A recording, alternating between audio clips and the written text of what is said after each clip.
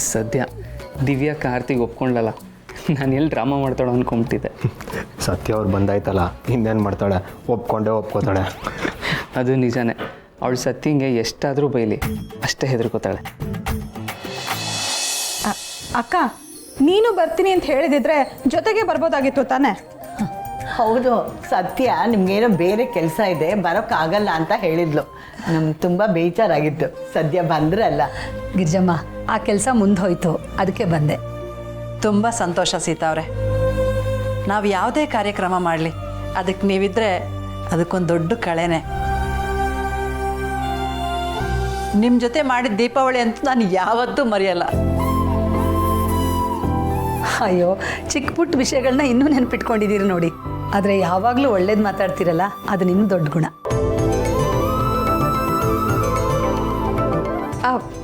ದಿವ್ಯಾ ಬಂದ್ಲು.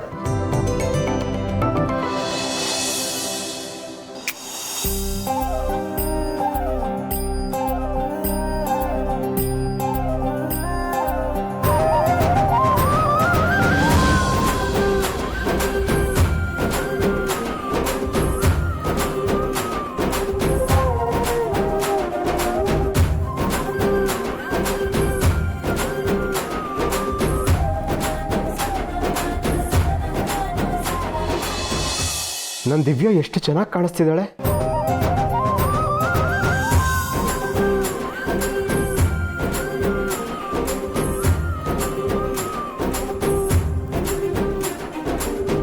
ಏನು ಬಾಲ ಅವರೇ, ಒಂದ್ಸಲ ಡ್ಯೂಯೇಟ್ ಆಡ್ತಾ ಇದ್ದೀರಾ? ಸುಮ್ಮನಿರಪ್ಪ. ಸೀತಾ ಅವರೇ, ಊರ್ಮಿಳಾ, ನೀವೇ ಮುಂದೆ ನಿಂತು ನನ್ನ ಮಗಳ ಆರತಿ ನಡೆಸ್ಕೊಡ್ಬೇಕು. ಅಯ್ಯೋ ಜಾನಕಿ ಅವರೇ, ಅವಳ ತಂಗಿ ಸತ್ಯ ಇದ್ದಾಳೆ, ನನ್ನ ತಂಗಿ ಊರ್ಮಿಳಾ ಇದ್ದಾರೆ, ಇಬ್ಬರು ಸೇರ್ಕೊಂಡು ನಡೆಸಲಿ.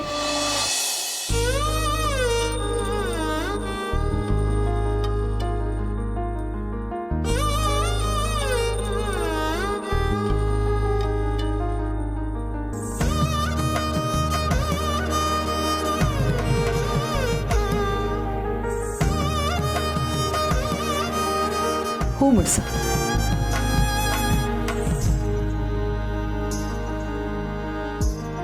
ಸತ್ಯ,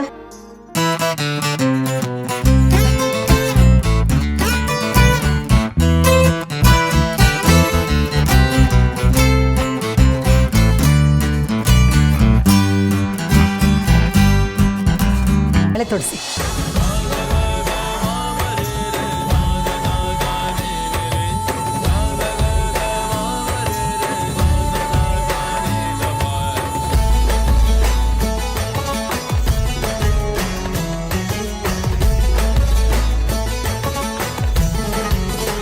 ನನಗೆ ಬೇಡದೇ ಇರೋ ಮಗುಗೆ ಇವ್ರು ಯಾಕೆ ಇಷ್ಟೊಂದು ಸಂಭ್ರಮ ಪಡ್ತಿದ್ದಾರೆ? ಈಗ ಇಬ್ರು ಸೇರಿ ಆರತಿ ಮಾಡಿ.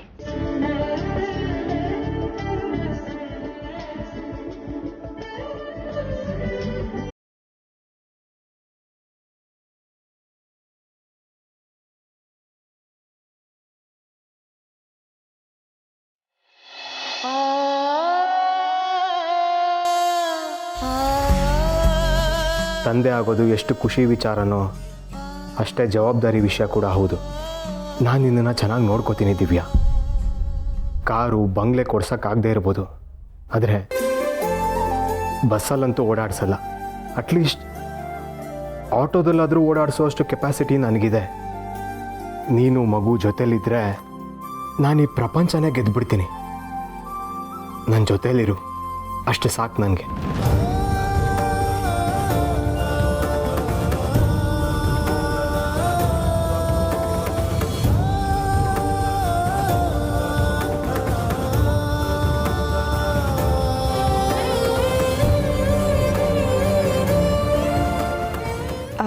ಬಾಲ, ನೀನು ಹೆಂಡತಿಗೆ ಏನು ಉಡುಗೊರೆ ತಂದಿದ್ಯಾ? ಏನೋ ತಂದಿದ್ದಾರೆ, ನಮ್ಗೆ ಯಾರಿಗೂ ತೋರಿಸೇ ಇಲ್ಲ, ಒಳಗಡೆ ಎತ್ತಿಟ್ಟಿದ್ದಾರೆ. ಹೌದಾ? ತಗೊಂಡ್ ಬಾ.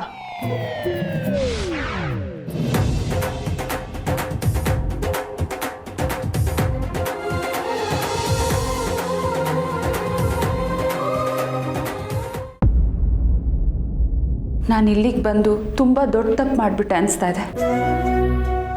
ನೀವು ಅವತ್ತೇ ಹೇಳಿದ್ರಿ, ನಾನು ಈ ಮನೇಲಿ ಇರೋದು ಬೇಡ ಅಂತ. ನನಗೆ ಆ ಮಾತಿನ ಅರ್ಥ ಇವಾಗ ಅರ್ಥ ಆಗ್ತದೆ. ನನ್ನಿಂದಾಗಿ ಈ ಮನೇಲಿ ಎಲ್ಲರೂ ನೆಮ್ಮದಿನೂ ಹಾಳಾಗಿದೆ. ನನ್ನ ಸ್ವಾರ್ಥಕ್ಕೋಸ್ಕರ ನಂದು ಗೋಕುಲ ಹತ್ರ ಇದ್ದಿದ್ದ ಮನೆನ ಹಾಳು ಮಾಡಿಬಿಟ್ಟೆ. ಕಾಲ ಮಿಂಚೋಗಿದೆ ಪದ್ಮ. ನಾನೀಗ ಎಲ್ಲ ಕಡೆಯಿಂದನೂ ಸಂಪೂರ್ಣ ಮುಳುಗಿ ಹೋಗ್ಬಿಟ್ಟಿದ್ದೀನಿ.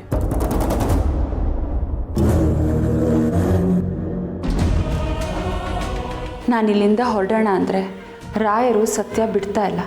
ಉರ್ಬಿಳಕ್ಕೂ ಹೋಗಬೇಡ ಅಂತಿದ್ದಾರೆ. ನನಗಿಲ್ಲಿ ಇರೋಕ್ಕೂ ಆಗ್ತಾ ಇಲ್ಲ.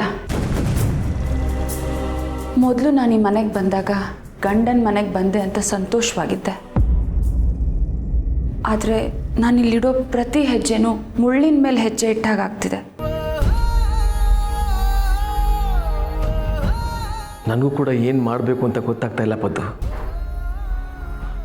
ಒಂದು ಕಡೆ ನೀನು, ಇನ್ನೊಂದು ಕಡೆ ಮನೆಯವರು. ನಾನು ಎರಡೂ ಕಡೆ ನ್ಯಾಯವಾಗಿ ಬದುಕೋಕ್ಕಾಗ್ತಾ ಇಲ್ಲ. ಹೇಳು, ನಾನೇನು ಮಾಡಲಿ?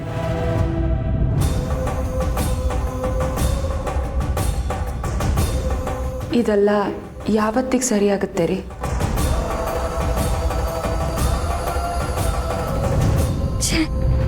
ಅಪ್ಪ ಮತ್ತೆ ಇವರು ಇಷ್ಟು ಕೀಳ್ಮಟ್ಟಕ್ಕೆ ಇಳಿದ್ಬಿಟ್ರ? ನಮ್ಮ ಮನೆಯಲ್ಲೇ ನಮಗೆ ಗೊತ್ತಿಲ್ಲದ ಹಾಗೆ ಕತ್ತು ಮುಚ್ಚಿ ಭೇಟಿ ಆಗ್ತಾ ಇದ್ದಾರೆ. ಜೊತೆಗೆ ಕೈ ಬೇರೆ ಹಿಡ್ಕೊಂಡು ಮಾಡ್ತೀನಿ ಇವ್ರಿಗೆ.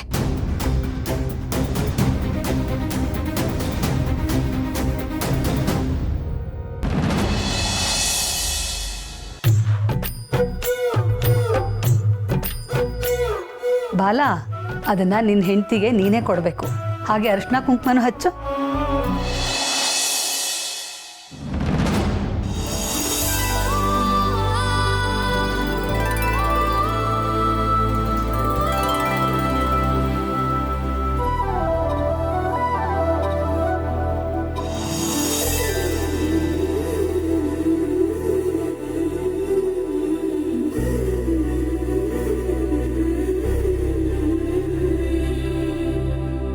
ದರಿದ್ರದವನು ಇಷ್ಟು ಚೀಪ್ ಸೀರೆ ತಂದಿದ್ದಾನೆ.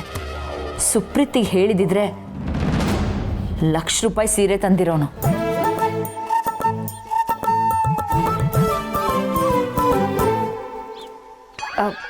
ಬಾವಾ, ಸೀರೆ ಏನೋ ಸರಿ, ಆದ್ರೆ ಚಿಕ್ಕ ಮಗು ಬಟ್ಟೆ ಯಾಕೆ? ಅದು ಈಗಲೇ. ಅದು ನಮ್ಮ ಮಗುಗೆ.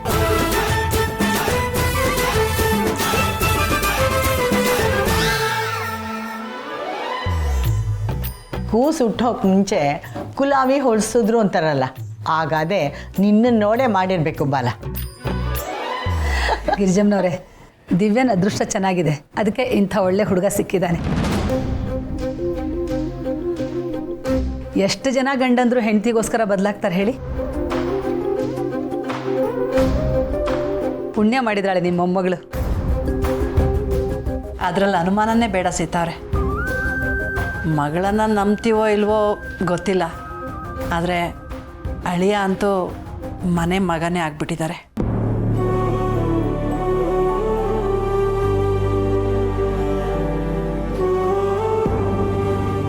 ನಮ್ಮ ದಿವ್ಯಂಗೆ ಒಳ್ಳೆ ಗಂಡ ಮಾತ್ರ ಅಲ್ಲ, ನಮಗೂ ಕೂಡ ಒಳ್ಳೆ ಅಳಿಯನೇ. ನಮ್ಮ ಸತ್ಯನ ಜಾಗನ ನಮ್ಮ ಅಳಿಯ ಈ ಮನೆಗೆ ತುಂಬಿದ್ದಾರೆ. ಅತ್ತೆ ಪ್ಲೀಸ್, ನಿಮ್ಮಿಂದ ನಾನೇ ಹೊರತು ನನ್ನಿಂದ ಏನೂ ಇಲ್ಲ. ಹೀಗೆಲ್ಲ ಹೇಳ್ಬೇಡಿ, ನನಗೆ ಮುಜುಗರ ಆಗುತ್ತೆ. ನಿಮ್ಮೆಲ್ಲರ ಆಶೀರ್ವಾದದಿಂದ ನಾನು, ದಿವ್ಯಾ, ನಮ್ಮ ಮಗು ಚೆನ್ನಾಗಿದ್ದರೆ ಅಷ್ಟೇ ಸಾಕು ನನಗೆ. ಒಳ್ಳೆ ಮನಸ್ಸಿರೋರಿಗೆ ಒಳ್ಳೇದೇ ಆಗತ್ತಪ್ಪ, ಯೋಚನೆ ಮಾಡಬೇಡ.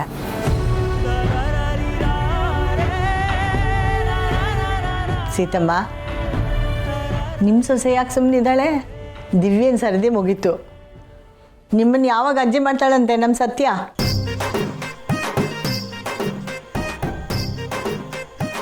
ನಮ್ಮ ಮನೇಲಿ ಯಾವುದಕ್ಕೂ ಅವಸರ ಇಲ್ಲ ಗಿರಿಜಮ್ಮ, ಅದು ಅವರವರ ಸ್ವಾತಂತ್ರ್ಯ. ನನ್ನ ಮಗಳು ತುಂಬ ಪುಣ್ಯ ಮಾಡಿದ್ದಾಳೆ ನಿಮ್ಮಂಥ ಅತ್ತೆ ಪಡೆಯೋದಕ್ಕೆ, ಕೋಟೆ ಮನೆ ಅಂತ ಮನೆಗೆ ಸೊಸೆ ಆಗಿರೋದಕ್ಕೆ.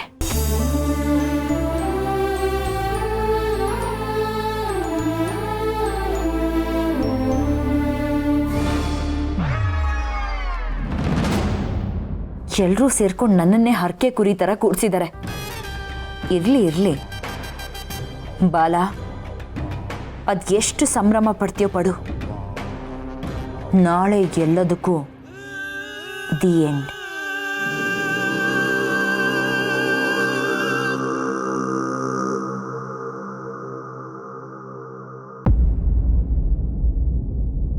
ನೋಡೋಣ ಪದ್ದು, ನೀನು ಹೆಚ್ಚಿಗೆ ಟೆನ್ಷನ್ ಮಾಡ್ಕೋಬೇಡ. ನಾನು ಸತ್ಯ ಹತ್ರ ಮಾತಾಡಿದ್ದೀನಿ. ಅವಳು ಏನಾದರೂ ಮಾಡ್ತೀನಿ ಅಂತ ಹೇಳಿದಾಳೆ. ಅಣ್ಣನೂ ಭರವಸೆ ಕೊಟ್ಟಿದ್ದಾನೆ. ಒಟ್ಟಿನಲ್ಲಿ ಈ ಮನೆಯವ್ರಿಗೆಲ್ಲ ಒಳ್ಳೇದಾದರೆ ಅಷ್ಟೇ ಸಾಕು. ಸಾಧ್ಯನೇ ಇಲ್ಲ.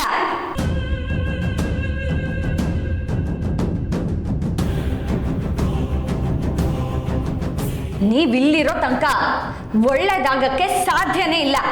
ರಿತು, ರೀ ಇಲ್ಲಿ ಸುಮ್ಮನೆ ಇರ್ರಿ. ಅಬ್ಬಬ್ಬಬ್ಬ, ಚೆನ್ನಾಗಿದೆ ಇಬ್ರು ಕಾಂಬಿನೇಷನ್. ಅಲ್ಲ, ನಿಮಗ್ ನಾಚಿಕೆ ಮಾನ ಮರ್ಯಾದೆ ಏನೂ ಇಲ್ವಾ? ಅಮ್ಮ ಇಲ್ದೇ ಇರೋ ಸಮಯನ ನೋಡಿ ಅದರ ಅಡ್ವಾಂಟೇಜ್ ತಗೋತಾ ಇದ್ದೀರಾ?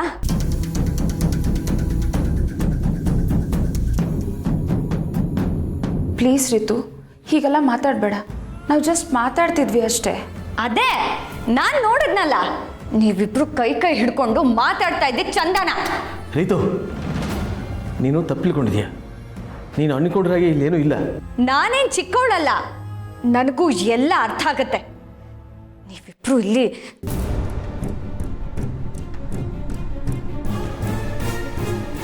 ಹೀಗೆಲ್ಲ ಮಾತಾಡಿ ನನ್ನ ಮನಸ್ಸನ್ನ ಚುಚ್ಚಬೇಡದಿತ್ತು. ತಂದೆ ಎದುರು ನಿಂತು ಮಗಳು ಮಾತಾಡೋ ರೀತಿ ಅಲ್ಲ ಇದು. ಅದೇ ನಾನು ಹೇಳ್ತಾ ಇರೋದು. ಮಗಳ ಬಾಯಲ್ಲಿ ಇಂಥ ಮಾತು ಬರ್ಸೋ ಕೆಲಸ ತಂದೆನೂ ಮಾಡಬಾರ್ದು. ತಂದೆ ದಾರಿ ತಪ್ಪಿದ್ರೆ ಮಗಳು ಮಾತು ಕೂಡ ದಾರಿ ತಪ್ಪತ್ತೆ. ಅವ್ರು ನಿನ್ನ ತಂದೆ ಅನ್ನೋದನ್ನ ಮರಿಬೇಡ ರಿತು. ನೀವ್ ಯಾರ್ರಿ ನನಗದನ್ನ ಹೇಳಕ್ಕೆ? ಕೆಲವು ಕೊಚ್ಚೆಲಿದ್ರು ಉಳ್ದವ್ರಿಗೆ ಹೈಜೀನ್ ಪಾಠನ ಹೇಳ್ಕೊಡಕ್ ಬರ್ತಾರಂತೆ. ನೀವು ಆ ಕ್ಯಾಟಗರಿಗೆ ಸೇರಿದವ್ರು. ರಿತು, ನೀನು ಒಂದೇ ಒಂದು ಮಾತಾಡಿದ್ರೆ ನಿನ್ನ ಹಲ್ಲನ್ನೆಲ್ಲ ಉದುರಿಸ್ಬಿಡ್ತೀನಿ. ಉದುರ್ಸಿ ನೋಡೋಣ, ಉದುರ್ಸಿ. ದಯವಿಟ್ಟು ಸುಮ್ಮನೆ ಇದ್ಬಿಡಿ. ಅವಳ ಮೇಲೆ ಕೋಪ ಮಾಡ್ಕೋಬೇಡಿ. ಅವಳದ್ದೇನು ತಪ್ಪಿದೆ? ಮಗಳಾಗಿ ಅವಳ ಪ್ರಶ್ನೆ ಕೇಳೋದು ನ್ಯಾಯವಾಗೇ ಇದೆ. ಬಿಟ್ಬಿಡಿ.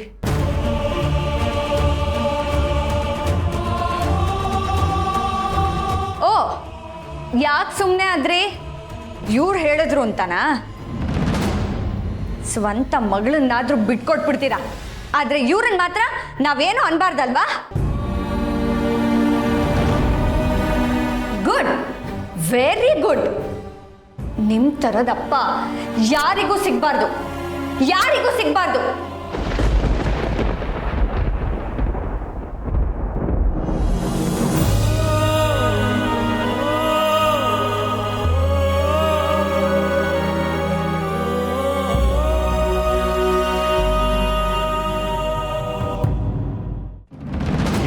ಏನೋ ಲಕ್ಷ್ಮಣ, ಇದು ಚಿಕ್ಕ ಮಕ್ಕಳು ಹಾಗೆ ಅಳ್ತಾ ಇದೆಯಲ್ಲೋ? ಇಲ್ಲಣ್ಣ, ನನಗೆ ಈ ಬದುಕೆ ಬೇಡಾಗಿದೆ. ನಾನು ಮಾಡಿದ ಒಂದು ತಪ್ಪಿನಿಂದ ಇಡೀ ನಮ್ಮ ಮನೆಯೇ ಹತ್ತಿ ಉರಿತಾ ಇದೆ. ಅದಕ್ಕೆ ಸುಮ್ಮನೆ ಅಳೋದಲ್ಲ ಕಣೋ, ಮುಂದೆ ಏನು ಮಾಡಬೇಕು ಅಂತ ಯೋಚನೆ ಮಾಡಬೇಕು. ನಾನು ನನ್ನ ಮಗಳ ಕಣ್ಣಲ್ಲಿ ಸಂಪೂರ್ಣ ಬಿದ್ದೋಗ್ಬಿಟ್ಟೆ ಅಣ್ಣ. ರಿತು ನನ್ನ ತಂದೆ ಅಂತ ಅಲ್ಲ, ಒಬ್ಬ ಮನುಷ್ಯ ಅಂತ ಒಪ್ಕೋತಾಳೋ ಇಲ್ವೋ ನನಗೆ ಗೊತ್ತಾಗ್ತಾ ಇಲ್ಲ.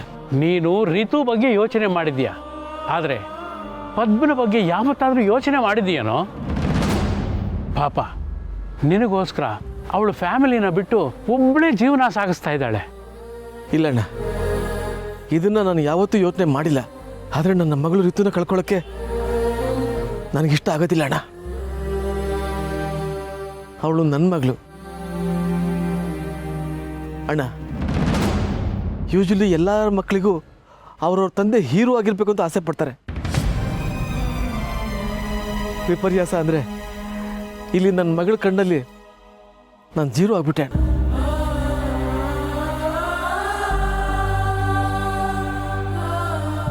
ಲಕ್ಷ್ಮಣ, ತಪ್ಪು ಮಾಡಿದವನು ತಿದ್ದಿ ನಡ್ಕೊಂಡ್ರೆ ಅವನೇ ನಿಜವಾದ ಹೀರೋ ಕಣೋ. ಅದನ್ನು ಅರ್ಥ ಮಾಡ್ಕೋ. ಈಗ ನಾನು ಏನು ಮಾಡು ಅಂತೀಯ? ಸೀದಾ ಮನೆ ಹತ್ರ ಹೋಗಿ ಎಲ್ಲರ ಮುಂದೆನೂ ನಿಜಾನ ಒಪ್ಕೊಂಬಿಡು ಅಷ್ಟೇ. ನಿನ್ನ ಎದೆ ಭಾರನ ಇಳಿಸ್ಕೊ. ಇದೊಂದೇ ನಿನ್ನ ಸಂಕಟದಿಂದ ಪಾರು ಮಾಡೋದು. ಇಲ್ಲ ಅಣ್ಣ, ಇದನ್ನು ನಾನು ಎಷ್ಟೋ ಸರಿ ಯೋಚನೆ ಮಾಡಿದ್ದೀನಿ, ಆದರೆ ನನಗೆ ಧೈರ್ಯ ಸಾಕಾಗ್ತಾ ಇಲ್ಲ. ಒಂದೊಂದು ಸಾರಿ ಭಯ ಆಗುತ್ತೆ. ಭಯ ಆಗುತ್ತೆ ಕಣೋ. ಧೈರ್ಯಂ ಸರ್ವತ್ರ ಸಾಧನಂ ಅಂತ ಹಿರಿಯರು ಹೇಳಿರೋದನ್ನು ಕೇಳಿಲ್ವೇ? ಹಾಗೆ ನಡ್ಕೋ. ಒಪ್ಕೊಂಬಿಡೋ ಲಕ್ಷ್ಮಣ. ನೋಡು, ಕೆಲವೊಂದು ಸಲ ಪ್ರವಾಹದ ವಿರುದ್ಧ ಈಜಿ ದಡ ಸೇರ್ಕೋಬೇಕಾಗುತ್ತೆ. ಅದಕ್ಕೆ ನಾ ಹೇಳೋದು, ಒಪ್ಕೊಂಬಿಡು.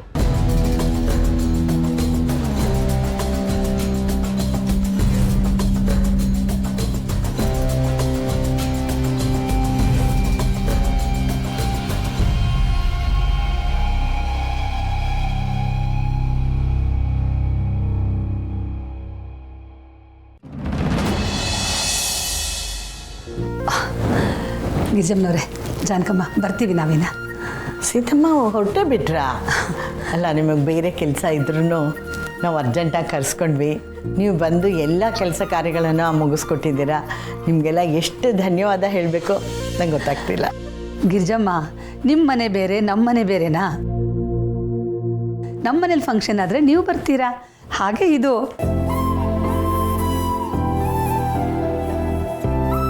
ನಮ್ಮ ಮನೆಯವ್ರಿಗೆ ಮೊದಲಾಗಬೇಕು, ಆಮೇಲೆ ಹೊರಗಿನವ್ರಿಗೆ.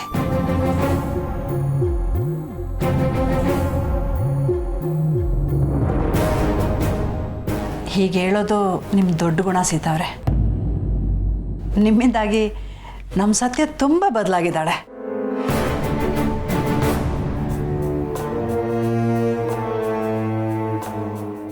ಹೋಗ್ತಾ ಹೋಗ್ತಾ ಇವಳು ನಿಮ್ಮ ಥರನೇ ಆಗ್ತಾಳೆ ಅಂತ ನಾನು ಅತ್ತೆ ಯಾವಾಗಲೂ ಮಾತಾಡ್ಕೊಳ್ತಾ ಇರ್ತೀವಿ. ಅಕ್ಕನ ಥರ ಆದರೆ ನನಗೂ ಸಂತೋಷನೇ. ಅಕ್ಕನ ಥರ ಒಬ್ಬರು ಮನೇಲಿ ಇದ್ಬಿಟ್ರೆ ಆ ಮನೆ ಒಗ್ಗಟ್ಟಿಗೆ ಯಾವತ್ತೂ ಕೊರತೆ ಬರಲ್ಲ. ನಾನು ಅಷ್ಟೇ ಅಮ್ಮ.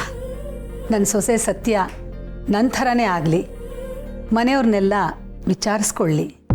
ಮೊದಲು ಮನೆಯವರು, ಆಮೇಲೆ ಮಿಕ್ಕವರು ಅನ್ನೋದನ್ನು ಅವಳು ಅರ್ಥಕೊಳ್ಳಿ ಅಂತ ಆಶಿಸ್ತೀನಿ.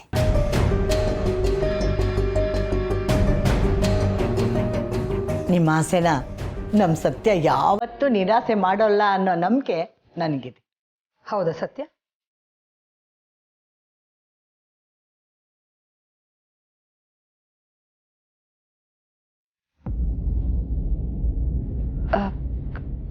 ಖಂಡಿತವಾಗ್ಲೂ ಅತ್ತೆ. ನಾನೀಗ ಬರೀ ಸತ್ಯ ಅಲ್ಲ, ಕೋಟೆ ಮನೆ ಸೊಸೆ ಸತ್ಯ. ಕೋಟೆ ಮನೆಗೆ ಒಳಿತನ್ ಮಾತ್ರ ಬಯಸ್ತೀನಿ.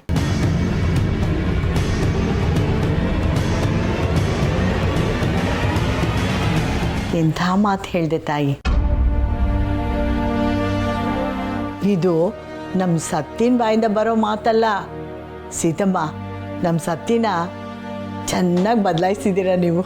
ಬದಲಾಗೋದಕ್ಕೆ ಇನ್ನೂ ತುಂಬ ಸಮಯ, ಶ್ರಮ ಬೇಕಾಗುತ್ತೆ ಗಿರ್ಜಮ್ಮ. ಇರಲಿ, ನಾವಿನ್ನು ಹೊರಡ್ತೀವಿ. ಒಂದು ನಿಮಿಷ, ಅರಿಶಿನ ಕುಂಕುಮ ಕೊಡ್ತೀನಿ.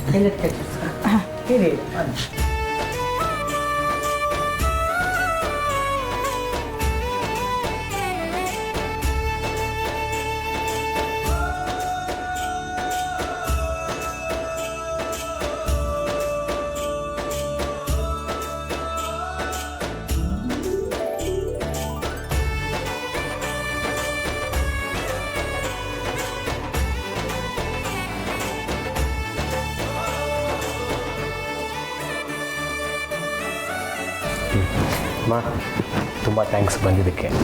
ಆಗಾಗ ದಿವ್ಯ ನೋಡೋದಕ್ಕೆ ಬರ್ತಾರೆ. ಸರಿನಪ್ಪ, ಸೀಮಂತಕ್ಕೆ ಕರೆಯೋದನ್ನು ಮರಿಬೇಡ. ಖಂಡಿತ. ದಿವ್ಯನ ಹುಷಾರಾಗಿ ನೋಡ್ಕೊ.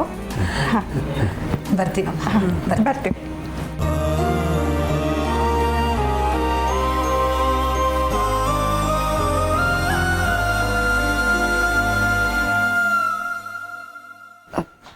ಭಾವ, ಅಕ್ಕನ ನೀವು ಎಷ್ಟು ಪ್ರೀತಿ ಮಾಡ್ತೀರಾ ಅಂತ ನಮ್ಮ ಎಲ್ರಿಗೂ ಚೆನ್ನಾಗಿ ಗೊತ್ತು.